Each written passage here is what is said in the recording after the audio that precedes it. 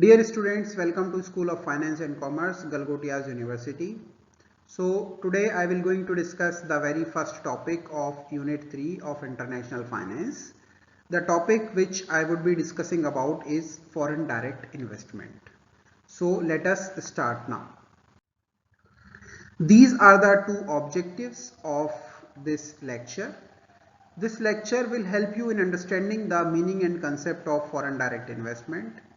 You will also get to know about the various kinds of foreign direct investments with the help of this lecture. So as far as the contents are concerned, we will start with the introductory part. We will discuss the introduction of FDI. Then we will discuss why foreign direct investment is necessary for a country. Then after that we will discuss upon the advantages and limitations of FDI, and then we will discuss the various kinds of FDIs. So let us start with the introduction. International trade and foreign direct investment are the two most important international economic activity integrating the world economy. FDI is the largest source of external finance for developing countries. It plays a crucial role in development process of the host country. FDI not only serves as a source of capital inflow into host country, but also helps to enhance the competitiveness of domestic economy through transferring technology, strengthening the infrastructure, raising productivity, and generating new employment opportunities.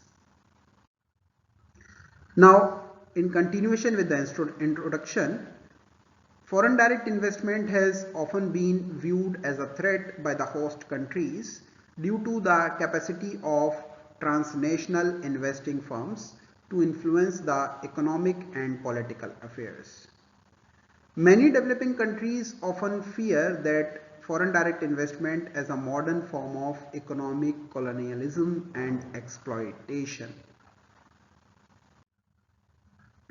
Now, why FDI considered as superior to other types of capital flows? So, firms entering a host country through FDI have a long-term perspective in contrast to foreign lenders and portfolio investors. Therefore, FDI flows are less volatile and easier to sustain at the time of economic crisis.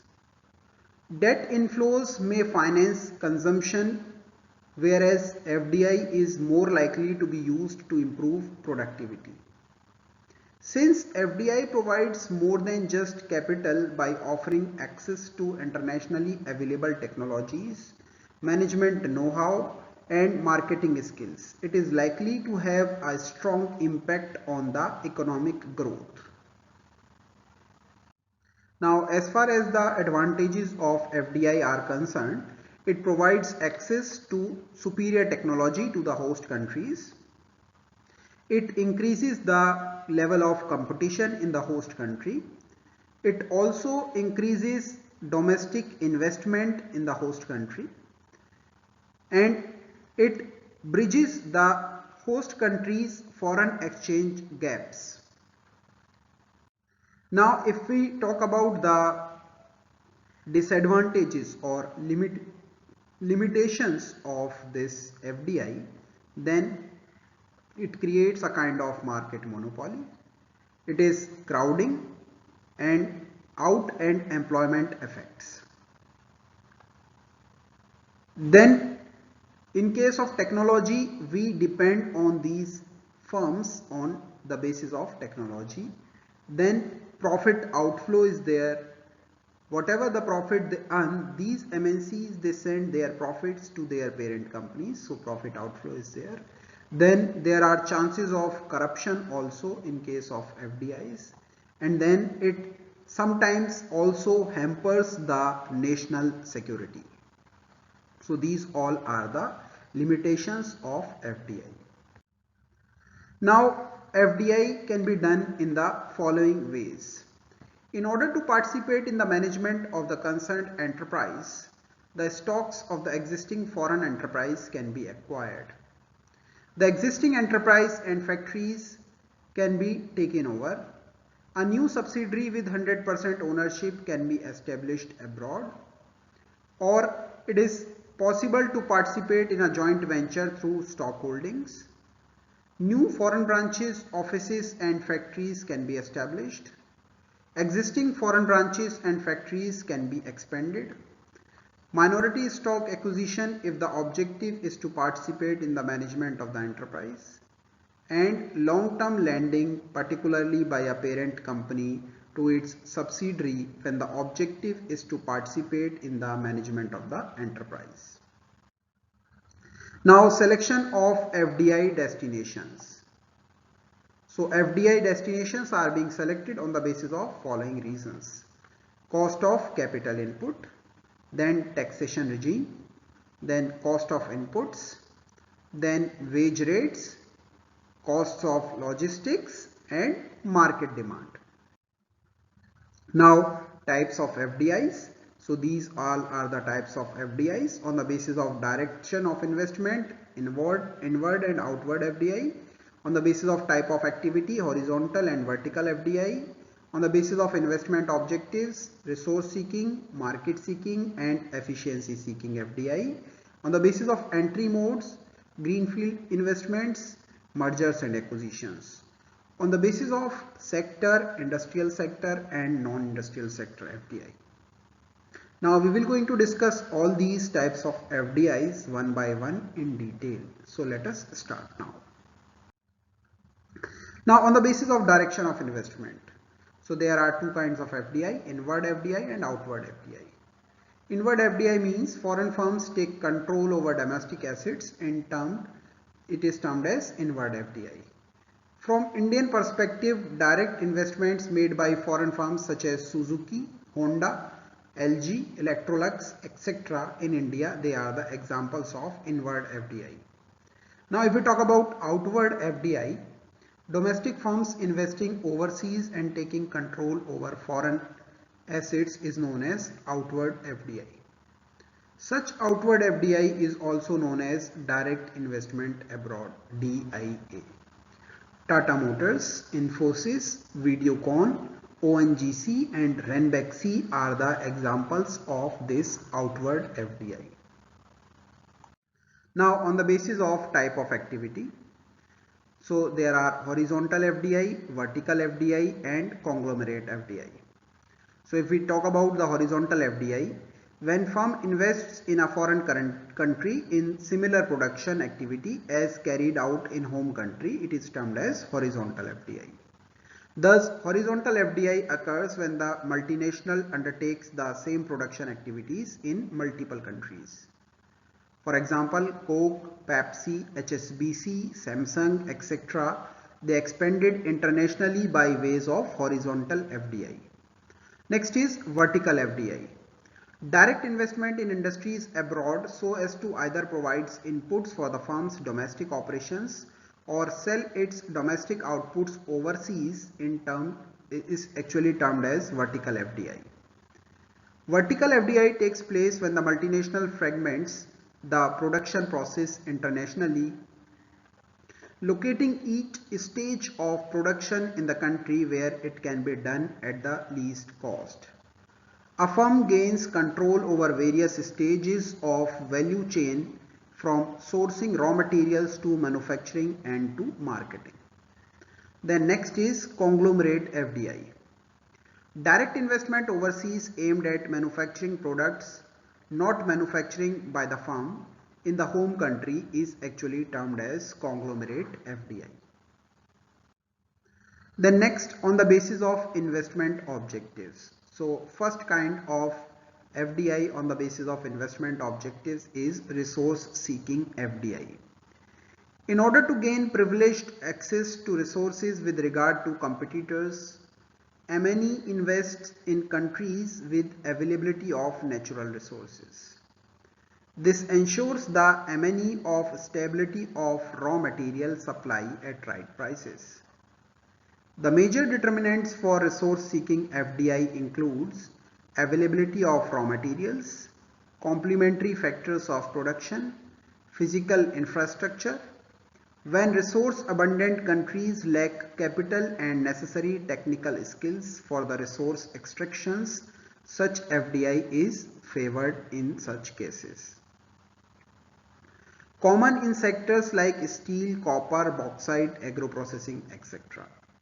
The Morocco is an investment destination for Tata Chemicals because the country holds 60% of the world's phosphate resources.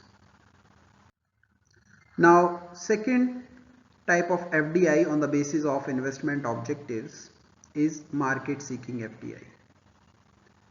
MNEs invest in countries with sizable market and growth opportunities in order to protect existing markets, counteract competitors, and to preclude rivals or potential rivals from gaining new market. The major determinants of market seeking FDI includes market size, market growth, regional integration, and market seeking FDI are often favored by MNEs in large number of durable and non-durable consumer goods such as automobiles, computers, processed foods, cigarettes, etc. Now, on the basis of investment objectives, the third kind of FDI is efficiency seeking FDI.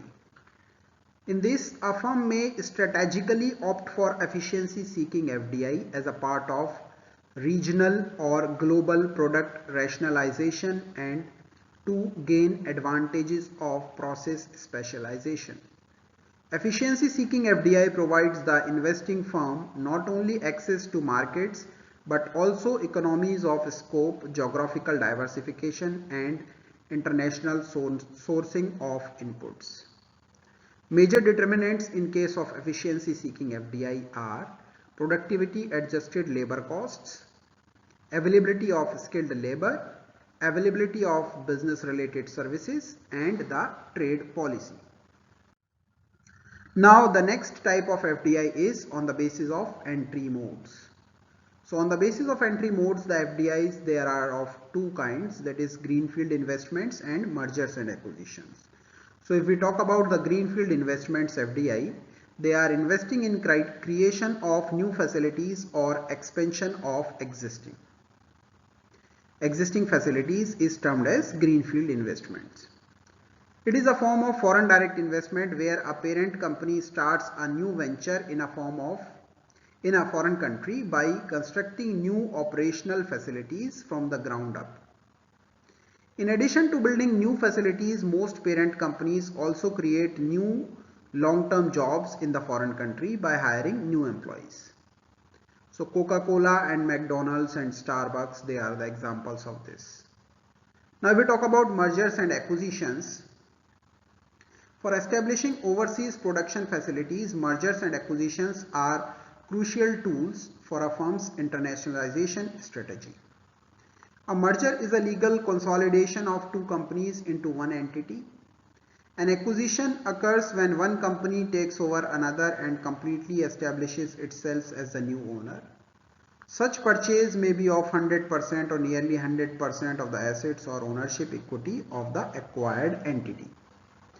The distinction between a merger and an acquisition has become increasingly blurred in various respects, although it has not completely disappeared in all the situations. Now the last is on the basis of sector. On the basis of sector, there are again two kinds of FDI, that is industrial FDI and non-industrial FDI. If we talk about the industrial FDI, investments by foreign firms in manufacturing sector is termed as industrial FDI. The factors associated with it are to achieve cost efficiencies by way of taking advantage of availability of raw materials, inputs and manpowers at cheaper costs. To bypass trade barriers such as high import tariffs and other import restrictions. To be closer to the market and serve them more efficiently. To have physical presence due to strategic reasons. Then if we talk about the non-industrial FDIs, then investment by a foreign firm in service sectors is generally termed as non-industrial sector FDI. Now these are the three self-assessment questions. These questions are on the basis of all those things which we had already discussed in this lecture. So the students are supposed to answer these questions. Question number 1 is explain with reasons why a country should have foreign direct investment. Question number 2 says to discuss in detail the major advantages and limitations associated with foreign direct investments. Question number 3 asks to discuss briefly the various kinds of foreign direct investments. Now these are the references from which the material to prepare this lecture has been taken. Thank you so much for patience listening. If anything is not clear to any one of you or you want to seek more clarification in any of the point which we had discussed in this lecture, you all are free to contact me at any point of time. Thank you once again.